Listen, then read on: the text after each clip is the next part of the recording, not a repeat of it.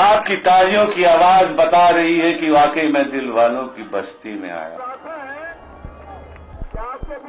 दोस्तों, राजेश खन्ना किसके कहने पर राजनीति में आए? साल 1991 के लोकसभा चुनाव में कैसे भाषण देते थे राजेश खन्ना? क्या हुआ था उनके साथ जिसके कारण उन्हें राजनीति छोड़नी पड़ी? क्या इसका कारण अभिनेता शत्रुघ्न सिन्हा रहे या फिर कोई और? आइए आज के इस वीडियो में इसी रहस्य से पर्दा उठाते हैं और चलते हैं आज से 50 साल पहले की फिल्मों वाली दुनिया में, जब राजेश खन्ना सुपरस्टार बन चुके थे और उनकी लगातार 15 फिल्में हिट हो चुकी थी। फिर ऐसा क्या था कि उन्हें फिल्मों को छोड़ राजनीति में आना पड़ा? हिंदी सिनेमा के पहले सुपरस्टार राजेश खन्ना का असली नाम जतीन खन्ना था। उन्होंने अपने अंकल के कहने पर अपना नाम बदल लिया। साल 1960 और 70 के दशक में राजेश खन्ना का नाम फिल्म की सफलता की गारंटी माना जाता था। उनकी एक के बाद एक 15 फिल्में सुपरहिट हुई। इन फिल्मों के सुपरहिट होने के बाद उन्हें सुपरस्टार कहा जाने लगा। राजेश खन्ना ने कुल 180 फिल्में और 163 फीचर फिल्मों में काम किया। 128 फिल्मों में उन्होंने मुख्य भूमिका निभाई, जबकि 22 फिल्मों में दोहरी भूमिका। इसके अलावा उन्होंने छोटी छोटी 17 फिल्मों में काम किया। राजेश खन्ना के जीवन में एक दौर ऐसा भी आया जब प्रशंसक उनसे इतने ज्यादा प्रभावित थे कि उन्होंने राजेश खन्ना के नाम पर अपना नाम रखना शुरू कर दिया था। दरअसल हम बात कर रहे हैं साल 1969 से 1975 के बीच का। उस दौर में पैदा हुए अधिकांश लड़कों ने अपना नाम राजेश रख लिया था। सिने जगत के लोग राजेश खन्ना को प्यार से काका कहकर पुकारते थे। उन्होंने संघर्ष के दिनों में अपनी रहीसी को कम नहीं होने दिया। उस दौर में भी वे महंगी कार से फिल्म निर्माताओं के यहाँ जाया करते थे, जब किसी के पास भी ऐसी कार नहीं हुआ करती थी। हालांकि फिल्म हिट होने के बाद उनके जीवन का संघर्ष कम हो गया और उन्हें सुपरस्टार माना जाने लगा। उन्हें लंबे समय तक लोकप्रियता नहीं मिली, लेकिन उनके जैसे लोकप्रियता किसी और को कभी हासिल भी नहीं हुआ।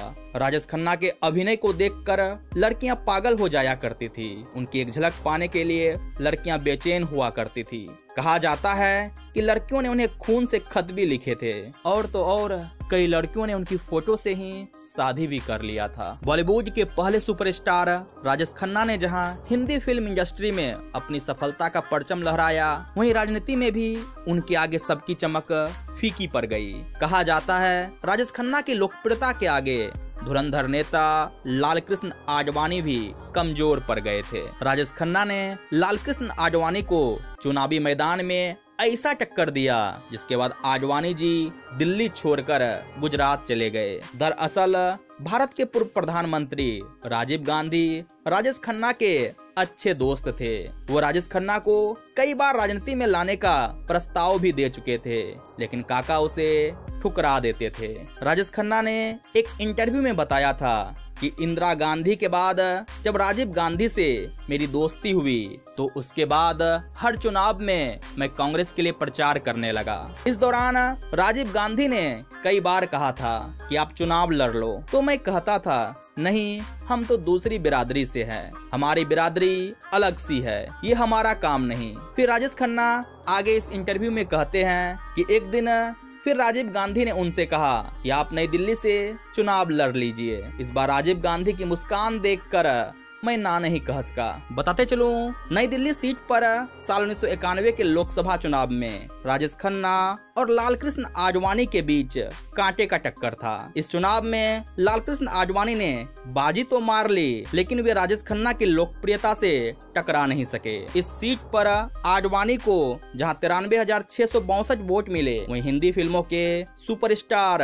राजेश खन्ना को 92,073 वोट मिले। वोटों के अंतर को देखकर कहा जा सकता है कि दोनों की हार जीत में कोई बड़ा अंतर नहीं है।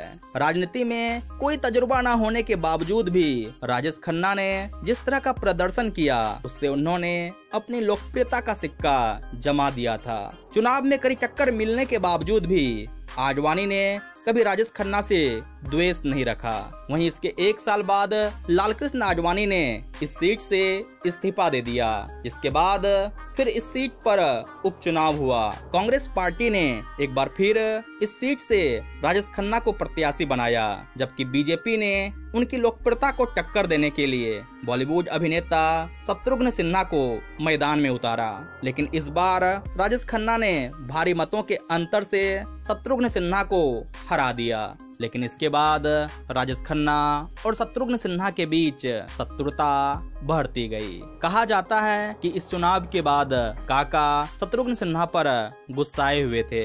इस पर शत्रुघ्न सिन्हा ने एक इंटरव्यू में कहा है कि हम दिल्ली चुनाव में एक दूसरे के खिलाफ लड़ रहे थे, लेकिन राजेश खन्ना ने कभी नहीं सोचा था कि मैं उसके अपोजिशन में खड़े उतरूंगा। शत्रुघ्न सिन्हा ने इस इंटरव्यू में कहा कि वह व्यक्तिगत रूप से राजेश खन्ना को चुनौती नहीं दे रहे थे, बल्कि अपनी पार्टी के फैसले का पालन कर रहे थे।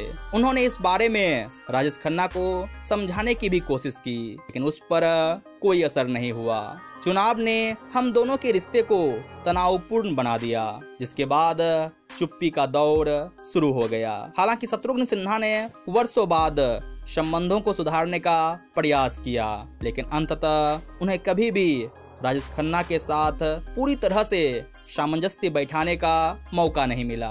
अभिनेता शत्रुघ्न सिन्हा आगे कहते हैं, जब वे अस्पताल में थे तो मैं उनके पास जाकर माफी मांगना चाहता था, लेकिन दुख की बात है कि मेरे ऐसा करने से पहले उनका निधन हो गया। वहीं साल 1996 के लोकसभा चुनाव में कांग्रेस ने राजेश खन्ना को फिर से मैदान में उतारा और बीजेपी ने जगमोहन को उनके सामने खड़ा किया, लेकिन इस चुनाव में राजेश खन्ना 58,315 मतों से चुनाव हार गए। वहीं कहा जाता है कि इस हार के बाद राजेश खन्ना ने राजनीति से दूरी बना लिया। वहीं कहा यह भी जाता है कि अमिताभ बच्चन को सबक सिखाने के लिए राजीव गांधी ने राजेश खन्ना को उतारा था चुनाव में। यह घटना कई दशक पहले की है, जब इंदिरा गांधी परिवार और बच्चन परिवार के बीच गहरा रिश्ता हुआ करता था। यह रिश्ता जवाहरलाल नेहरू के समय से शुरू हुआ था, जब हरिवंश राय बच्चन की पत्नी तेजी बच्चन और इंदिरा गांधी के बीच गहरा दोस्ती हुआ करती थी। बाद में चलकर अमिताभ बच्चन भी राजीव गांधी के अच्छे दोस्त बने और उन्हीं के कहने पर अमिताभ राजनीति में आए, लेकिन बोफोर्स मामले में नाम आने पर उन्होंने राजनीति से किनारा कर लिया और गांधी बच्चन परिवार के रिश्तों में तब से दूरियां आ गई। बाद में राजीव गांधी ने अमिताभ बच्चन को सबक सिखाने के मकसद से राजेश खन्ना को राजनीति में उतारा। इस बात का दावा राजेश खन्ना के इलेक्शन इंचार्ज रहे ब्रिजमोहन भामा ने एक समय किया था। एक इंटरव्यू में उन्होंने बताया था कि राजेश खन्ना 1991 में नई दिल्ली क्षेत्र से लालकृष्ण आडवाणी के खिलाफ इलेक्शन लड़ रहे थे। उस वक्त राजेश खन्ना के इलेक्शन इंचार्ज वे थे। उनका कहना था कि राजीव गांधी ने राजेश खन्ना को इसलिए चुना क्योंकि वे अमिताभ बच्चन से नाराज थे और वे अमिताभ बच्चन को सबक सिखाना चाहते थे। साल 1991 के लोकसभा चुनाव में नई दिल्ली से चुनाव लड़ने की पहली पसंद राजेश खन्ना नहीं, बल्कि उनकी जगह अंबिका सोनी को खड़ा किया जाना था। जिस दिन नामांकन दाखिल किया जाना था, उस दिन अचानक राजेश खन्ना के नाम की घोषणा की गई। चुनाव में राजेश खन्ना ने अपनी लोकप्रियता से आडवाणी जी को बेहतरीन टक्कर दी, लेकिन फिर भी वे चुनाव हार गए। किसे अपना कहें कोई इस काबिल नहीं मिलता, यहाँ पत्थर तो बहुत मिलते हैं लेकिन दिल नहीं। दोस्तों, आज के इस वीडियो में बस इतना ही। अगर वीडियो पसंद आई हो तो लाइक, शेयर और सब्सक्राइब करते हुए कमेंट बॉक्स में अपना विचार भी रखेंगे। बेहद आभार हमसे जुड़ने के लिए।